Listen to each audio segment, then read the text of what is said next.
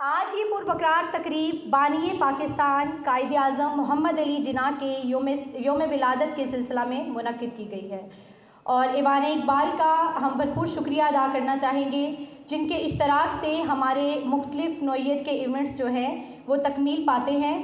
شکریہ۔ ایڈمنسٹریٹر ہمارے ساتھ موجود ہے ایوان اقبال کے۔ شکریہ سر۔ قائد اعظم محمد علی جناح آسمان سیاست ہند کا وہ روشن ستارہ جو برِ صغیر پر 72 سال تک طلوع رہا، اور جس کی روشن کرنیں آج پاکستان کی صورت میں اس کرۂ ارض پر موجود ہے۔ شیکسپیئر کہتا ہے کہ کچھ لوگ پیدا ہی عظیم ہوتے ہیں اور کچھ اپنی جدوجہد اور کارناموں کی بدولت عظمت حاصل کر لیتے ہیں۔ بانی پاکستان قائد اعظم محمد علی جناح میں عظمت و قابلیت اور نیک نامی کی ساری خوبیاں پیدائشی تھیں۔ ہم بحیثیت قوم ہر پل قائد اعظم کے شکر گزار ہیں، جن کی بدولت آج ہم سب آزاد فضاؤں کے خود مختار پنچھی ہیں۔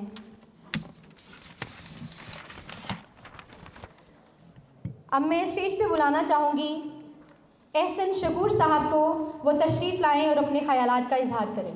جس ہستی کی وجہ سے ہم اس وقت یہاں پر ہیں اس کا ذکر ہم نے کرنا ہے، اور وہ ہے بانی پاکستان قائد اعظم محمد علی جناح۔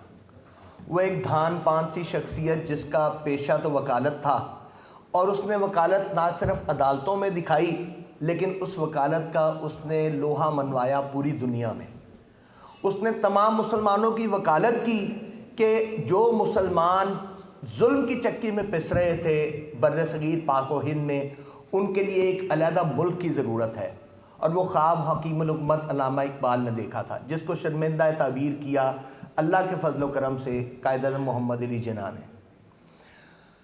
جب 1947 میں یہ ملک مارز وجود میں آیا، اور میرا خیال ہے ہجرت مدینہ کے بعد دوسری شاید ہجرت ہوگی اتنی بڑی جس میں مسلمانوں نے اپنی جانیں قربان کی، عورتوں نے اپنی عصمت دری برداشت کی، اور والدین نے اپنے بچوں کی لاشیں دیکھیں، اور بچوں نے اپنے والدین کی لاشیں دیکھیں، ان کی قربانیاں دیکھیں، اور اس کے بعد ہم اس قابل ہوئے کہ ہم اس ملک میں آئیں اور یہاں پر ہم اپنی زندگی اپنے اطوار کے، اپنے طور طریقوں کے مطابق، اپنے مذہب کی آزادی کے مطابق گزار سکیں۔ یہ وہ محنت تھی جس کا پھل ہمیں پاکستان کی شکل میں ملا، اور شاید ہم ان قربانیوں کو آج بھلا چکے ہیں۔ ہمیں صرف ضرورت ایک امر کی ہے۔ ہم شاید تعلیم کے میدان میں بہت آگے ہیں، ٹیکنالوجی کے میدان میں بہت آگے ہیں۔ ہمارے ڈاکٹرز، انجینئرز، وکیل اگر باہر کے ممالک میں جائیں تو اپنی محنت سے یہ ثابت کرتے ہیں کہ ہم پاکستانی ہیں۔ وہ پھل وہ دیتے ہیں ان کو، وہ نتیجہ ان کو دیتے ہیں، لیکن ہمیں صرف ایک امر کی ضرورت ہے کہ ہم اپنے رویوں میں تبدیلی پیدا کریں۔ بطور معلم ہمیں رویوں میں تبدیلی کی ضرورت ہے، بطور شاگرد ہمیں اپنے رویوں میں تبدیلی کی ضرورت ہے، بطور ڈاکٹر ہمیں اپنے رویوں میں تبدیلی کی ضرورت ہے، اور بطور سرکاری ملازم ہمیں اپنے رویوں میں تبدیلی کی ضرورت ہے۔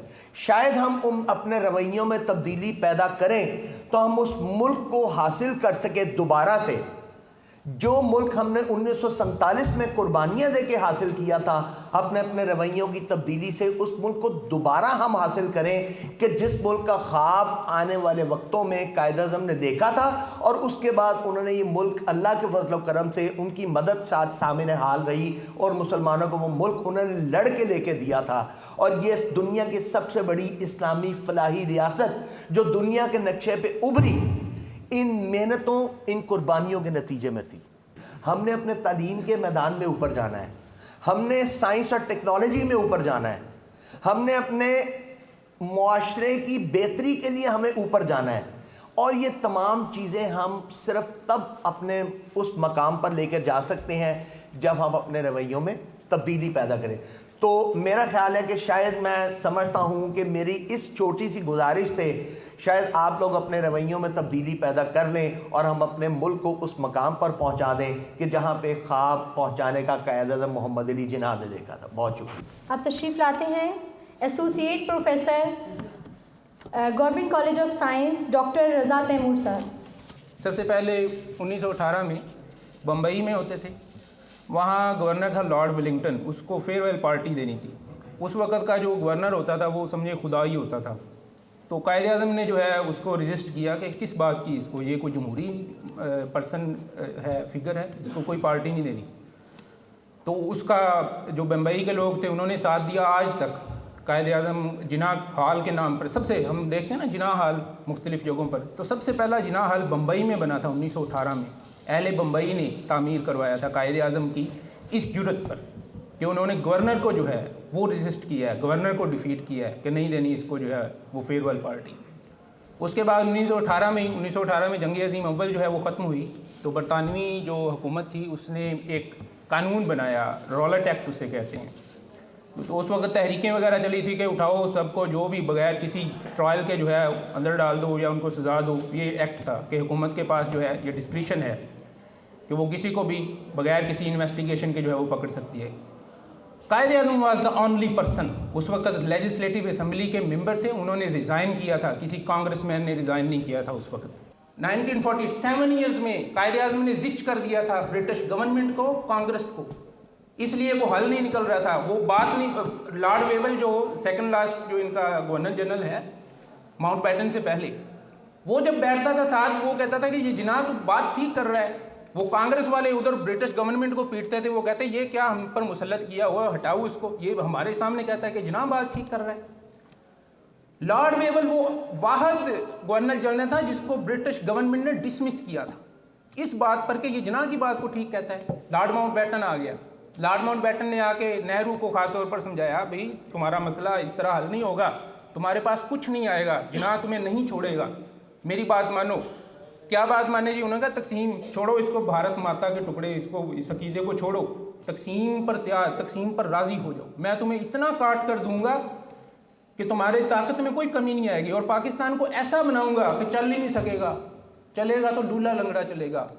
گورنر جنرل کے پروٹوکول کے لیے چیزیں آتی تھیں، پہلے پوچھتے تھے بھائی کتنے کی ہے، کتنے کی چیز ہے جی، اتنے کی ہے، یہ تو بڑی مہنگی ہے، واپس کرو، ہمارے پاس تو پیسے نہیں ہیں. always choose to wear a matching tie with his dress. وہ کہتا تھا جرابیں مہنگی ہیں میں نہیں پہنتا. یہ اس کے لیے کیوں چھوڑ کر آئے، کیوں مطلب اتنے ابہام میں پڑے، اور آج تک جو ہے وہ لوگوں کے مطلب باتیں ہیں کہ جی کیا کیا یہ پاکستان بنا کے گئے. تو اس کے لیے 3 چیزوں کو مطلب ذہن میں رکھیں. سب سے پہلے ہندوستان کی تقسیم کا تصور. جب سے انگریز آئے اس وقت سے لے کر 1940 تک 170 schemes of division of India, 170 منصوبے تھے، انگریزوں نے پیش کیے، مسلمانوں نے پیش کیے، حتیٰ کہ ہندوؤں نے پیش کیے. ایک ہی بات سمجھ آتی تھی، ہندوستان کے مسائل کا ایک حل ہے، اس کو تقسیم کر دو. 170 منصوبے تھے. انگریز کیوں کہتے تھے یورپ ہندوستان کے رقبے کے برابر ہے. 1 ریلیجن کرسچینٹی، 43 کنٹریز، 43 ممالک ہیں. ایک ریلیجن ہونے کے باوجود ہندوستان جو ہے وہ بے شمار مذاہب ہیں، ان کا ایک ملک جو ہے وہ کیسے بنا دیا جائے. علامہ اقبال کا جو خطبہ الہ آباد کا اصل جو تھا وہ انہوں نے مسلمانوں کا جو سیاسی نظم اس کی جو تعریف کی تھی اور اس کے جو پریروگیٹیو جو ہیں وہ بیان کیے تھے. اصل خطبہ الہ آباد کا اصل حصہ جو ہے وہ ہے. علامہ اقبال نے جو جس طرح سے مطلب اسے پیش کیا تھا، the real architect of Pakistan, idea of Pakistan was Allama Iqbal. Not because he presented a division scheme کی وجہ سے نہیں, because he presented the political order of Muslims in India. کہ مسلمانوں کا جو انڈیا میں نظم ہے وہ کیا ہوگا، اور اس کو بنانے کے لیے سب سے بہترین انسان جو ہے وہ قائد اعظم محمد علی جناح تھے. تو قائد اعظم محمد علی جناح ابہام دیکھ رہے تھے لیکن احساس تھا ملت کا کہ ان کو کچھ بنا کے جانا ہے. جو ڈرافٹ کی گئی کیئرلی ڈرافٹڈ، کاشیسلی کیئرفلی ڈرافٹڈ قرارداد لاہور جو ہے اس کی پھر ایک لمبی بحث ہے کہ وہ کیسے مطلب جو ہے وہ ڈرافٹ کی گئی اس کو. اور آخری بات جو قائد اعظم نے اس حوالے سے کی، یعنی ڈویژن آف انڈیا، یہ قائد اعظم کا کام نہیں تھا. سیاسی نظم جو ہے مسلمانوں کے سیاسی نظم کا عقیدہ آلریڈی واز دیئر، وہ موجود تھا اس وقت، لیکن کیسے بنانا ہے اس سیاسی نظم کو، کیسے اس کو ٹیریٹوریلی کیسے جو ہے وہ ڈرافٹ کرنا ہے. تصور ہے ٹیریٹوریل اس کو اسٹیٹ جو ہے وہ کیسے دینا ہے، ڈرافٹ کیسے کرنا ہے، یہ قائد اعظم کا کام تھا. اسے برٹش اور کانگریس سے کیسے منوانا ہے یہ قائد اعظم کا کام تھا. اس لیے آخر میں قائد اعظم نے کہا کہ پاکستان کو بنانا نہ انگریزوں کی ڈپلومیسی کی وجہ سے ہے کہ انگریز ڈپلومیٹ تھے، چالاک تھے، اس لیے ہم نے پاکستان بنایا، نہ ہندوؤں کی ہٹ درمی کی وجہ سے ہے کہ ہندو ہٹ درم ہے اس لیے پاکستان بنایا، یہ دونوں باتیں نہیں ہے، اس کے مقابلے میں موجود ہیں، ڈویژن کے منصوبے موجود ہیں، اس لیے بنایا کہ یہ قائد اعظم کے الفاظ ہیں، یہ اسلام کا بنیادی مطالبہ تھا۔ Now we are going to present us our performance unique کی سریلی اور ہونہار سنگر اینل نور۔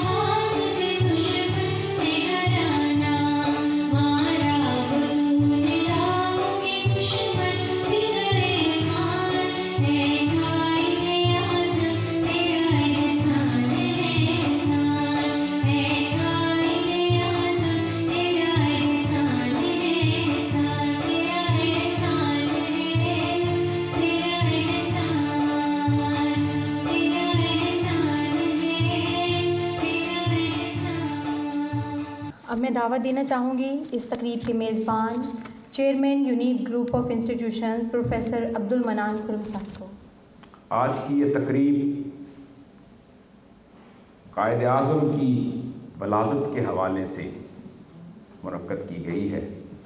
میں شکر گزار ہوں ایڈوائزر صاحب کا، ہمیں ہمیشہ ان کی شفقت حاصل رہی ہے، یہ ہمارے اس طرح کے پروگراموں کی ہمیشہ سرپرستی کرتے آئے ہیں، اور ایوان اقبال تو اب ہمیں اپنے گھر جیسا لگتا ہے۔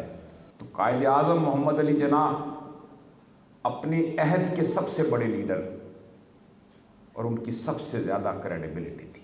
جب اپنی زندگی کے آخری ایام میں وہ سخت علیم تھے تو زیارت میں وہ کوئٹہ کے مضافات میں وہ آرام فرمانے کے لیے صحت افزا مقام کا تعین کیا گیا ان کے لیے، تو ان کو جو ان کا بڑا پسندیدہ باورچی تھا جو ان کے لیے کھانے بناتا تھا وہ وہاں نہیں تھا۔ تو ان کی ہمشیرہ محترمہ فاطمہ جناح نے سوچا کہ اب قائد اعظم بڑے علیل ہو چکے ہیں، تو ان کو جو مخصوص جو ان کی پسندیدہ کھانے ہیں وہ بنوانے کے لیے انہوں نے اس باورچی کو بلوا لیا۔ تو قائد اعظم نے جب وہ کھانا تناول فرمایا تو فوراً پہچان گئے، تو اس باورچی کا نام لے کے کہا کہ وہ کب آیا؟ تو پتہ کیا کہ جی وہ ابھی کل ہی اس کو وہاں سے بلوایا گیا۔ تو منسٹر صاحب، یہ ہم آج کل دیکھتے ہیں کہ ہمارے جو حکمران ہیں وہ کس طرح قوم کے ٹیکسوں سے حاصل کیے ہوئے پیسوں پر عیاشی کرتے ہیں، کیسے ہٹو بچوں کی صدائیں لگتی ہیں، کیسے گاڑیوں کے قافلے چلتے ہیں، کیسے مراد کا ایک سلسلہ ہے۔ تو قائد اعظم اس بات پر برہم ہوئے کہ اس کو آنے لے جانے کے لیے جو کرایہ ادا کیا گیا ہے کیا وہ سرکار کے خزانے سے تو نہیں دیا گیا؟ تو جب ان کی ہمشیرہ نے یہ عرض کیا کہ نہیں قائد اعظم محترم، یہ آپ کے ذاتی خرچ سے اس کو بلوایا گیا ہے، تو تبھی آپ نے اس کا بنایا ہوا کھانا تناول کرنا۔ یہ ہیں وہ آپ کے قائد اعظم جن کا ہم ہر سال ذکر کرتے ہیں، اور یقیناً ہم ہر سال ان کا ذکر کرتے رہیں گے، ہر سال ان کو تھینک یو بولتے رہیں گے، ہر سال ان کی عظمت کے گن گاتے رہیں گے۔ یہ ہر پاکستانی کا یہ فرض ہے، اور بحیثیت استاد آپ کو یہی بات اپنے آنے والی نئی جنریشن کو منتقل کرنی ہے کہ قومیں اپنے لیڈروں سے، اپنی تاریخ سے بنتی ہیں، اور قائد اعظم پاکستان کی تاریخ ہے، پاکستان کا احسان ہے، قائد اعظم کا احسان ہے پاکستان، اور اگر پاکستان ہے تو قائد اعظم ہے۔ Thank you very much. اب میں دعوت دیتی ہوں اس تقریب کے مہمان خصوصی adviser C M Punjab mister Asif Mahmood Sahab کو۔ تو میں سمجھتا ہوں کہ بلا شبہ قائد اعظم محمد علی جناح کا یہ احسان عظیم ہے کہ ہم اس چھت کے نیچے آج آزاد فضاؤں کے اندر ہم اور ہماری آنے والی نسلیں انشاءاللہ آزاد فضاؤں کے اندر سانس لیں گی۔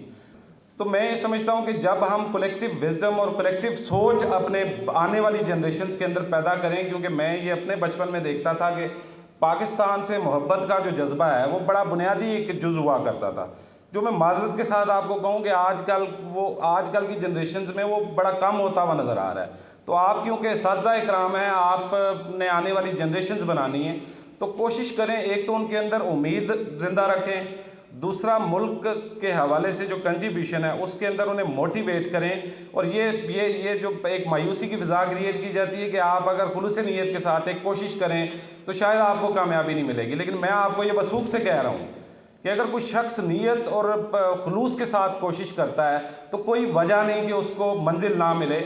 آپ کے سامنے مثال ہے بانی پاکستان کی، کہ ایک بڑے ایوریج گھرانے کے اندر وہ پیدا ہوئے، اور بڑے کم لوگ ہیں دنیا میں کہ جو دنیا کا نقشہ تبدیل کر پائے، تو ان میں سے ایک قائد اعظم محمد علی جناح جنہوں نے دنیا کا نقشہ چینج کیا اور ہمارے لیے ایک آزاد ملک جو ہے بنا کے دیا۔ تو تھوڑا سا آپ ایک تو اسٹوڈنٹس کو یہ موٹیویٹ کریں، مایوسی کی فضا کو ختم کریں، اور دوسرا انہیں کوشش کریں کہ انہیں پولیٹیکل سسٹم کے اندر انرول کریں۔ ہوتا کیا ہے کہ میں 2013 میں پہلی دفعہ MP بنا، الیکشن لڑا، پہلے تو جب ٹکٹ ملا تو میری اپنی فیملی نے کہا تجھے ووٹ کون دے گا بھائی، تیرے سامنے فیوڈل ہے علاقے کا، اس کے سامنے تو کیسے لڑے گا۔ لیکن میں یہ سمجھتا ہوں کہ میں نے اپنے ذاتی ایکسپیرینس سے یہ دیکھا ہے کہ انسان اگر نیت صاف ہو، کوشش کرے تو کامیابی اللہ کی ذات دیتی ہے۔ یہ دیکھا ہے، اپنی زندگی میں دیکھا ہے کہ اللہ کامیابی بھی ایسے لوگوں کو دیتا ہے اور وہ کامیاب بھی ہوتے ہیں۔ تو ایک تو میرے آخر میں آپ لوگوں سے گزارش ہے کہ مایوسی کی فضا کو اس ملک سے اب جانا چاہیے، اور انشاءاللہ اس ملک کا جو مستقبل ہے وہ روشن ہے، اور آپ جیسے ادارے جب ہوں گے اور آپ جیسے اساتذہ جب ہوں گے تو انشاءاللہ ہمارے آنے والی جنریشنز بھی انشاءاللہ سکسیزفل ہوں گی۔ آپ تمام لوگوں کا اور اس ایونٹ کی انتظامیہ کا میں آخر میں شکریہ ادا کرتا ہوں۔ پاکستان